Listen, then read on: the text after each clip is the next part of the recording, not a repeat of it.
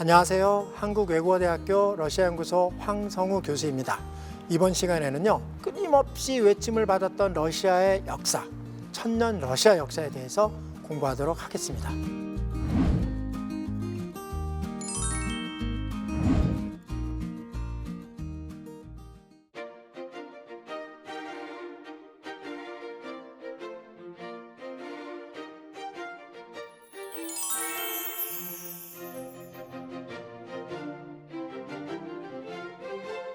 먼저요, 한번 보시면서 같이 이야기를 한번 해보시죠. 러시아 순환과 단절의 천년 역사 이야기할 때요, 너무나 많은 외침을 받았다. 말하자고 하면 이민족의 침입에 따른 민족적 순환이 끊임없이 왔던 그런 역사를 체험한 나라가 바로 러시아다. 우리나라보다 훨씬 더 많은 외침을 받은 나라라고 이야기했죠. 그럼 얼마나 많은 사람들이 목숨을 잃었겠습니까? 그 다음에요, 아마 이 부분은 또 알고 계실 거예요. 러시아는요, 로마 가톨릭교가 아닌 그리스 정교를 받아들였습니다. 이거는 어떤 의미가 있나요? 네, 이건 바로 서유럽과 러시아가 단절이 되는 그런 역사를 가졌다는 걸 의미합니다. 자, 이래서 러시아는 서유럽 사람들이 갖고 있는 의식 구조와 조금씩 달라지는 그런 문화적 경험을 하기 시작했다는 겁니다. 아시겠죠? 네, 이거는 순환과 단절에서 아무래도 단절 쪽에 가까운 키워드라고 볼 수가 있겠죠. 세 번째로는요, 이것 역시도 많이 알고 계시는 내용일 거라고 생각을 합니다. 몽골의 지배를요, 너무나 많이 받았습니다. 몽골의 지배를요, 러시아는 약 240년간 받았습니다. 1240년부터요, 1480년까지. 우리나라가 일본의 지배를 35년 받았는데 비할 바가 아니죠. 240년간 받았습니다. 얼마나 많은 사람들이 피를 흘렸겠습니까?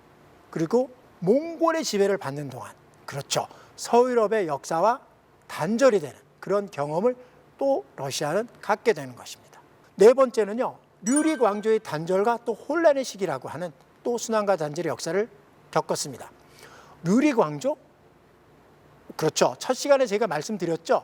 류릭이라는 사람이 러시아에 도착해서 최초의 국가를 세웠다고.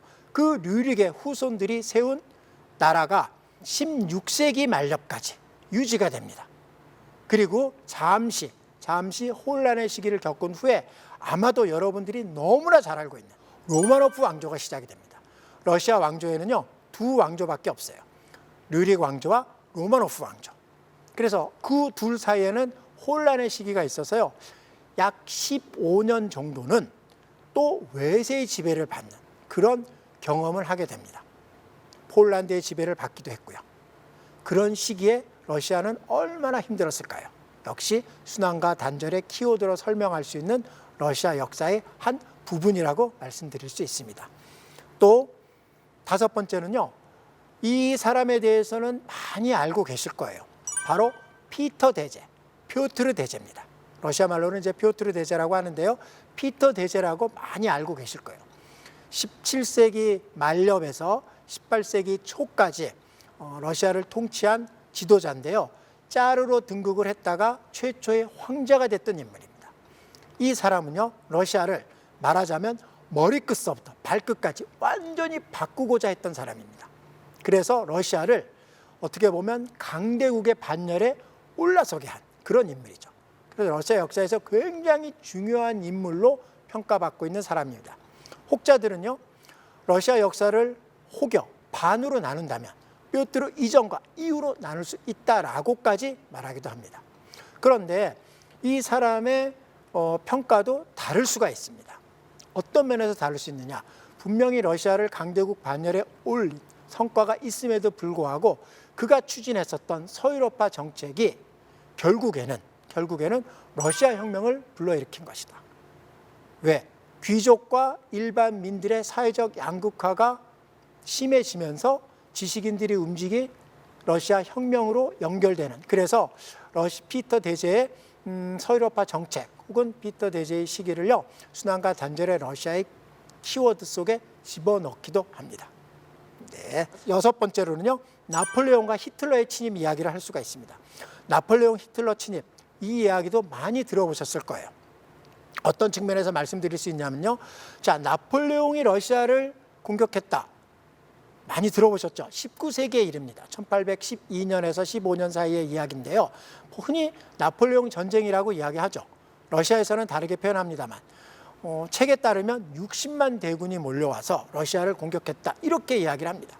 60만 대군으로 왔었던 나폴레옹 군대는요, 파리로 돌아갔을 때 10,000명이 채 안 됐다고 합니다. 얼마만큼 참패를 하고 돌아갔는지 알 수가 있겠죠. 또 하나, 히틀러의 침입입니다.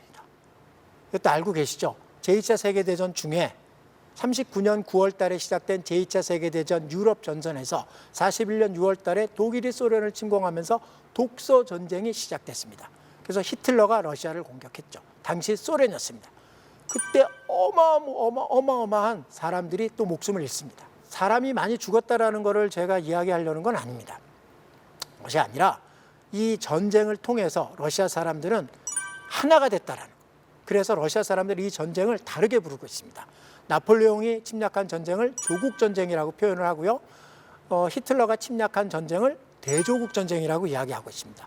왜 조국전쟁, 대조국전쟁이라는 이름이 나왔을까요? 이렇게 한번 생각해 보시면 되겠습니다. 우리나라도요, 임진왜란, 정유재란, 정묘호란, 병자호란. 자, 그런 외침을 받았을 때 누가 나라를 구했죠? 양반들도 나왔죠. 하지만 일반 농민들, 모든 백성들이 힘을 합쳐서 외적들을 다 물리쳤습니다. 말하자고 하면 러시아에서도요, 19세기 나폴레옹 전쟁, 20세기 히틀러가 들어왔을 때 모든 국민들이 힘을 합쳐서 외적을 물리쳤다라는 측면에서 조국전쟁이라고 하는 그런 명칭을 부여했습니다. 아시겠죠? 그래서 나폴레옹 전쟁은 조국전쟁, 히틀러의 침략전쟁은 대조국전쟁이라고 이야기한다. 이렇게 보시면 되겠습니다. 이 또한 순환과 단절의 러시아 역사를 읽을 수 있는 중요한 키워드다라고 말씀을 드릴 수 있습니다. 그리고요, 마지막으로 러시아 혁명과 소련방의 탄생 그리고 해체, 이 얘기입니다. 자, 러시아 혁명을 통해서 제정 러시아와는 다른 소련이라는 나라가 탄생했습니다. 과거와는 어찌 보면 단절의 개념이 들어간 나라가 탄생했다는 거죠. 새로운 나라가 탄생했다는 것입니다. 그죠? 그리고 다시 그 소련은 또 해체가 돼서 러시아라는 나라가 탄생했어요. 소련이 탄생했다가 해체가 되는 그 과정, 과거와의 단절에 속하는 그런 역사적 경험으로 러시아인들은 받아들이고 있다. 물론 단절만 있는 건 아닙니다. 연속성도 있다고 말씀드릴 수 있는데 차근차근 하나씩 설명을 하면서 제가 이야기하도록 하겠습니다. 자, 순환과 단절의 키워드로 이렇게 6가지의 사건들 또 키워드를 중심으로 제가 말씀을 드렸는데, 이렇듯 러시아는 강대국이 아닌 수많은 외침을 받은 그런 국가로서 1000년 이상을 유지해 왔다라는 점을 한편으로 꼭 기억해 주시기 바랍니다.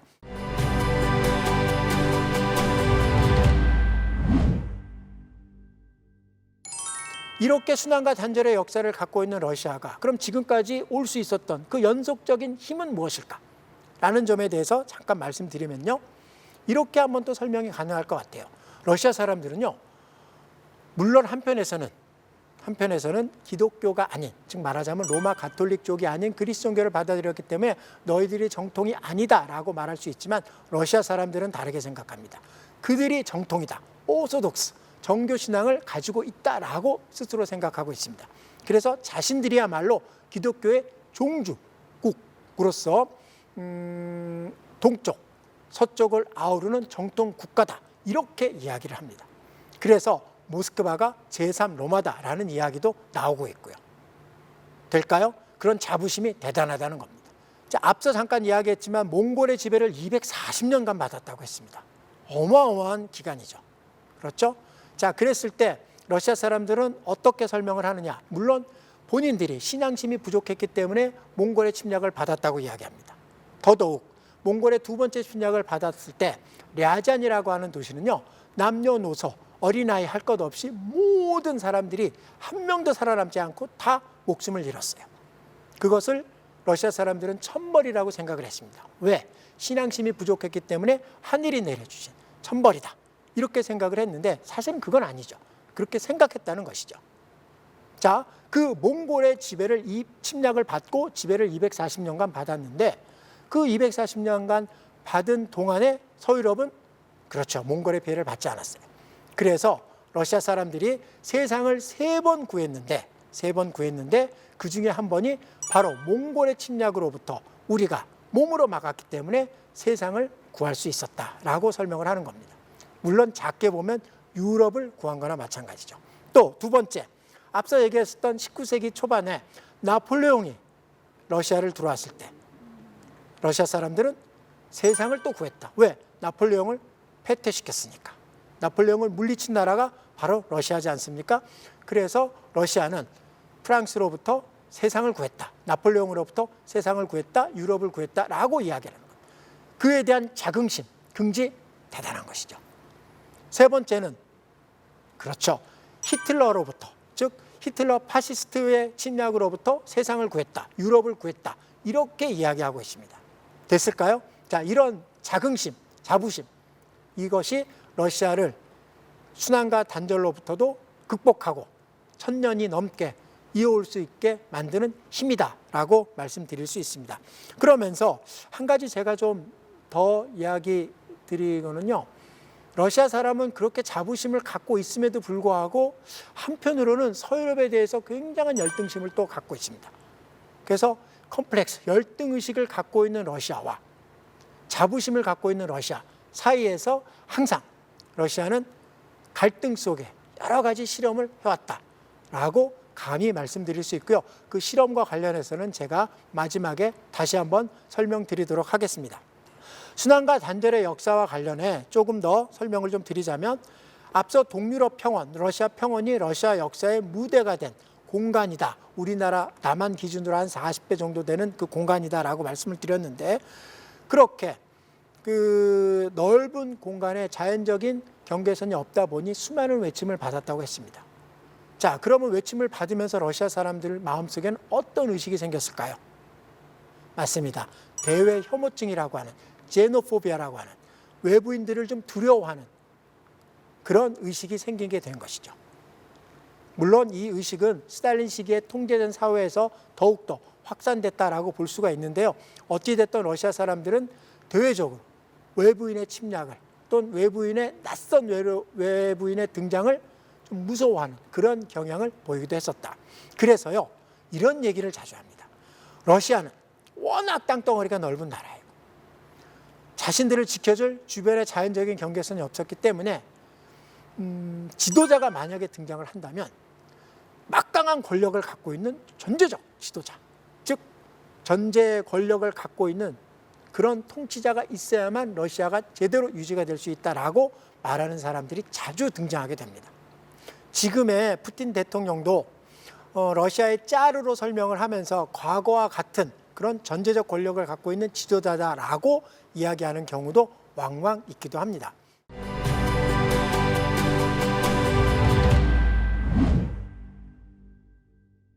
자, 이런 러시아 순환과 단절의 그 역사를 가진 나라가 어떻게 발전되어 왔는지 시기 구분을 잠깐 해드리도록 하겠습니다. 처음부터 이렇게 하는 것보다는요, 한번 그 역으로 한번 제가 설명을 해보도록 하겠습니다. 이렇게 한번 봐주세요. 지금 러시아 혹은 러시아 연방, 그죠? 이 나라가 있기 전에는 어떤 나라가 있었는지 한번 확인해 보면, 그렇죠. 소비에트 사회주의 공화국 연방, 즉 소연방, 더 줄여서 소련이라고 하는 나라가 있었죠. 1917년 러시아 혁명으로 탄생한 나라다. 이렇게 보시면 무방합니다. 자, 그러면 소련이라는 나라가 있기 전에는 어떤 나라가 있었을까요? 그렇죠. 황제가 통치하는 러시아, 즉 제정 러시아가 있었습니다. 아시겠죠? 황제가 통치하는 러시아, 제정 러시아. 러시아 최초의 황제는 앞서 말씀드렸듯이 네, 맞습니다. 뾰트르 대제라고 알고 계시면 됩니다.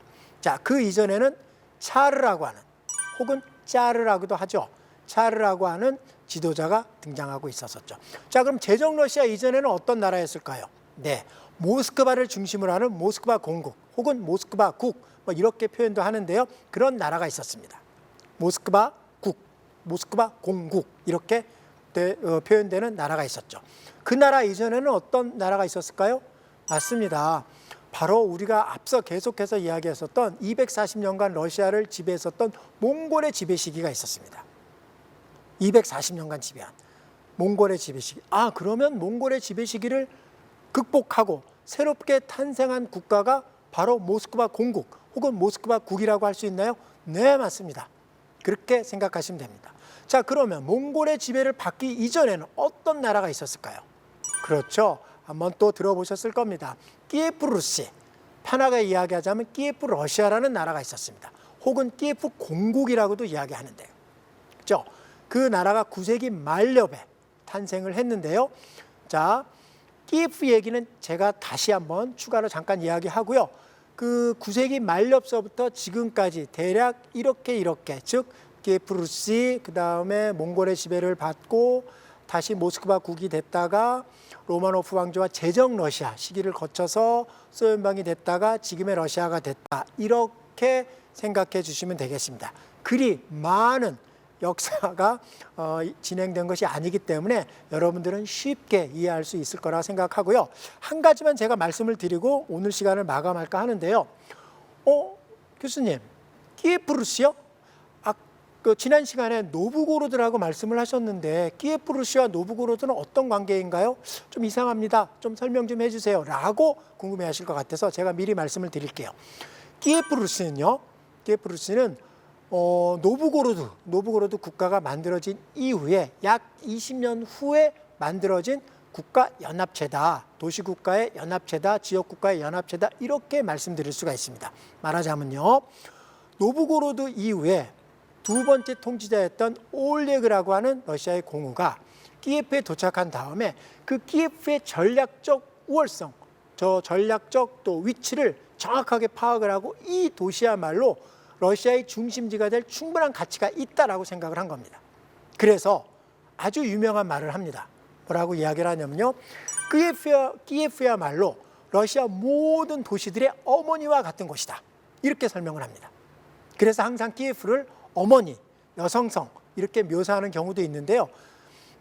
키예프가 모든 러시아 도시의 어머니라고 하니까 그곳에서 다들 다른 도시들이 나왔다라고 생각할 수 있는 겁니다. 물론 그런 건 아닌데 그만큼 키예프의 중요성을 이야기하기 위해서 두 번째 통치자인 올레그 공우가 그리 얘기한 겁니다.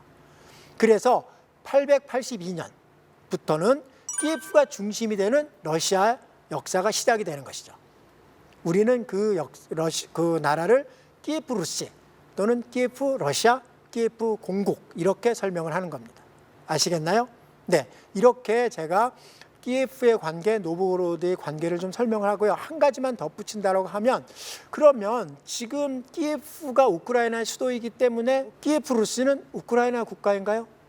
그건 좀 어렵습니다. 그렇게 말씀하면 드리면은 제가 좀 힘들다라고 말씀을 좀 드리고요. 러시아 그 고대 국가 중에 하나에 불과하다. 이렇게 자신 있게 말할 수가 있습니다. 왜 그러냐면 그 당시의 국가는요. 강력한 중앙집권 국가가 아니었어요. 도시국가, 지역국가였습니다.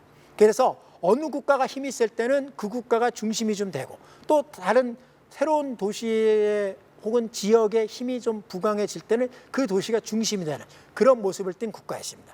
그래서 처음엔 노브고로드 공국이라고 제가 이야기를 했고 나중엔 키예프 루시, 키예프 공국이라고 말씀을 드렸잖아요.